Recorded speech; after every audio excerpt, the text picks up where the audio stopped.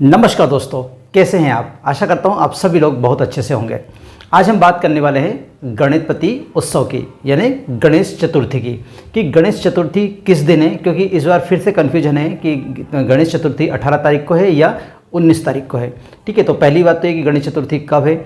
दूसरी बात ये कि गणपति जी की जो स्थापना करना यानी और कलश स्थापना करना है उसका शुभ मुहूर्त क्या है, वो हम जानेंगे इस वीडियो में। साथ ही हम ये जानेंगे कि किस प्रकार की मूर्ति हमें लाना चाहिए, मूर्ति का जो साइज़ है या मूर्ति का जो आकार है वो किस प्रकार का होना चाहिए। इस बात को भी आज हम इस वीडियो में जानने की कोशिश करेंगे। साथ ही मैं आपको लास्ट में 2 उपाय बताऊंगा जो कि आप गणेश चतुर्थी के दिन अगर करते हो तो उससे आपकी धन संपदा की जो कमी अगर आपके घर है तो वो पूरी होगी। साथ ही आपके व्यापार में अगर किसी प्रकार की दिक्कत चल रही है, व्यापार में आपको उन्नति नहीं हो रही, तो उसके लिए भी आपको एक उपाय बताऊंगा। यानी 2 उपाय आपको इस वीडियो में जानने को मिलेंगे। साथ में बाकी सारी जो चीज़ें हैं वो भी आपको जानने को मिलेगी। तो अगर आप ये सब चीज़ जानना चाहते हैं तो वीडियो को अंत तक जरूर देखिए। अगर वीडियो पसंद आए तो उसे लाइक और शेयर कीजिए और हमारे चैनल को सब्सक्राइब करना ना भूलें। तो चलिए शुरू करते हैं। तो सबसे पहले हम ये जान लेते हैं कि चतुर्थी कब से कब तक है। तो चतुर्थी 18 तारीख को, 18 सितंबर को दोपहर 12:39 से शुरू होगी और दूसरे दिन यानी 19 तारीख को दोपहर 1:43 तक रहेगी। मैं फिर बता रहा हूँ आपको कि जो चतुर्थी है जिसको हम गणेश चतुर्थी बोलते हैं, जो गणेश चतुर्थी है वो 18 तारीख को 12:39 से दोपहर 12:39 से शुरू होगी और 19 तारीख को 1:43 तक रहेगी। ये उसका पूरा ड्यूरेशन है जिसमें कि चतुर्थी रहेगी। जैसे कि आपको पता है कि हम वैष्णव लोग हैं और वैष्णव लोग जो होते हैं वो उदया तिथि को मानते हैं। उदया तिथि के हिसाब से हम सभी लोगों को गणेश चतुर्थी 19 तारीख को मनानी होगी। 19 तारीख को गणेश चतुर्थी हमको मनाएंगे, यानी कि 19 तारीख को 19 सितंबर को हम लोग गणपति जी की स्थापना करेंगे। ठीक है, अगर हमें गणपति जी की स्थापना करना है या कलश की स्थापना करना है तो हमें उसका शुभ मुहूर्त पता होना चाहिए। तो चलिए हम जानते हैं कि गणेश चतुर्थी पर कलश स्थापना या जो प्रतिमा की स्थापना करना है उसका शुभ मुहूर्त क्या है।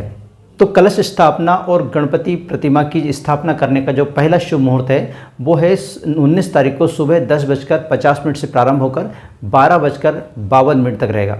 12:52 उसी दिन 19 तारीख की बात कर रहा हूँ मैं। 19 तारीख को सुबह 10:50 से प्रारंभ होकर 19 तारीख को ही दोपहर 12:52 तक रहेगा। ये पहला मुहूर्त है।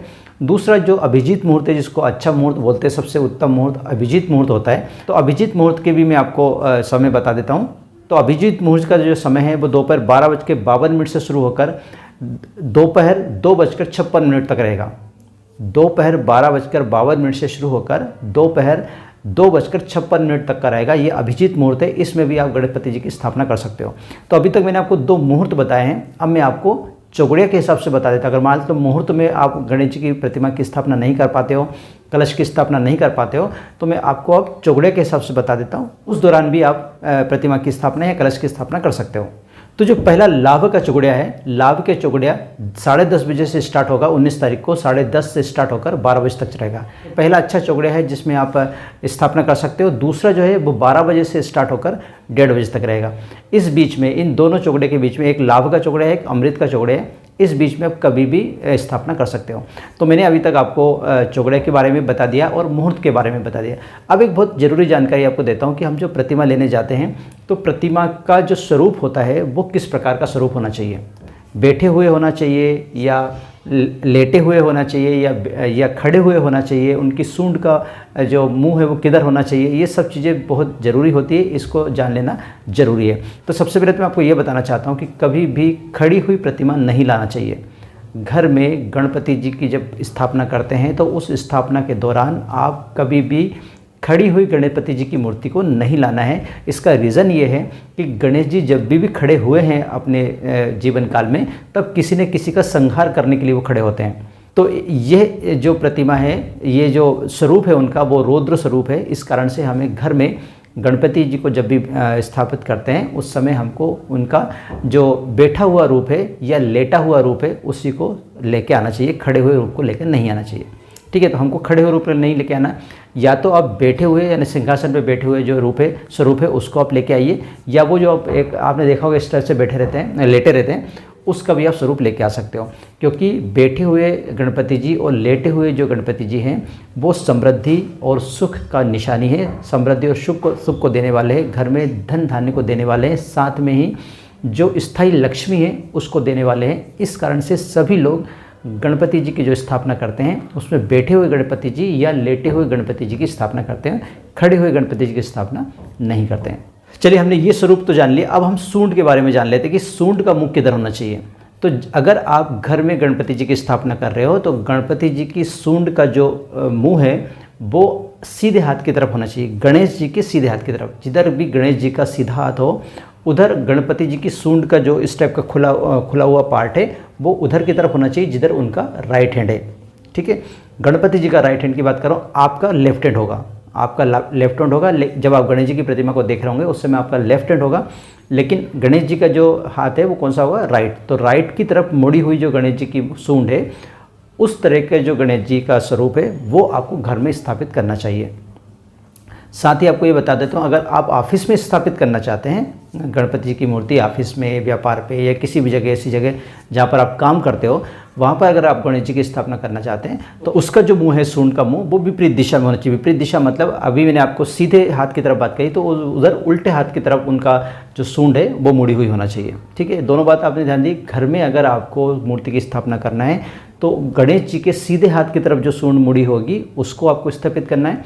और अगर व्यापार में, दुकान में, ऑफिस में, इस जगह पे आपको अपने गणपति जी की स्थापना करना है तो उनकी जो सूंड का मुड़ा हुआ भाग है वो किधर होना चाहिए, उल्टे हाथ की तरफ होना चाहिए। ठीक है, क्योंकि मैं आपको यहाँ पे एक बात बताना चाहता हूँ, अगर ऑफिस में अगर आपने सीधे हाथ की तरफ मुड़ी हुई सूंड की स्थापना कर दी, यानी कि ऐसे गणपति जी की प्रतिमा वहाँ पे रखी जिधर जिनकी सूंड का मुंह राइट हैंड की तरफ है, तो वहाँ पर लक्ष्मी नहीं टिकती। मतलब कुल मिला के आपका जो व्यापार है, आपका जो ऑफिस है, आपकी जो दुकान है वो धीरे धीरे कम होती चली जाएगी। इसलिए ध्यान रखें, ऐसी जगह पर आप उल्टे हाथ की तरफ मुड़ी हुई सूंड के वाले गणेश जी की ही स्थापना करेंगे। तो ये तो हो गया उनके स्वरूप के बारे में। अब मैं आपको दो छोटे छोटे उपाय बता देता हूँ जो अगर आप चतुर्थी के दिन करते हो, तो गणेश चतुर्थी के दिन करते हो, तो उससे आपको बहुत फ़ायदा मिलने वाला है। पहले उपाय की बात करते हैं। पहला उपाय ये है कि अगर आपकी आर्थिक तंगी चल रही है, मैंने घर में पैसे की कमी चल रही है और आप अपनी आर्थिक तंगी से मुक्ति पाना चाहते हैं, तो गणेश चतुर्थी के दिन आप घर में चौमुखी दीपक का मतलब होता है ऐसा दीपक जिसमें 4 बाती लगी होती है, ये चारों तरफ वो जलती है। बाती 2 ही होती है, 2 बड़ी बड़ी बाती बना लीजिए, एक इधर से इधर चल जाएगी, दूसरी इधर से इधर चल जाएगी, यानी कुल मिला के 4 जगह उसको जलाया जाता है, 4 बत्ती उसमें होती है, तो चौमुखी दीपक उसको बोलते हैं। तो चौमुखी दीपक अगर आप घर में जलाते हो और साथ में ही गम गणपते नमः, ओम गम गणपते नमः का जाप करते हो, तो आपको आर्थिक तंगी से बहुत जल्दी मुक्ति मिल जाती है। चतुर्थी के दिन ये उपाय जरूर करेंगे अगर आपके घर में किसी प्रकार की आर्थिक तंगी है तो। दूसरा उपाय, अगर व्यापार में आपको घाटा जा रहा है या कोई आप नौकरी कर रहे हैं या जो आपका कार्य क्षेत्र है वहाँ पर आपको प्रॉब्लम चल रही है, तो आपको एक छोटा सा उपाय करना चाहिए। उपाय क्या है कि गणेश चतुर्थी के दिन दुर्वा के साथ साथ गुड़हल के फूल से बनी माला गणेश जी को चढ़ाइए। गुड़हल के फूल की माला और दुर्वा ये भगवान गणपति जी को आप अर्पित कर दीजिए गणेश चतुर्थी के दिन।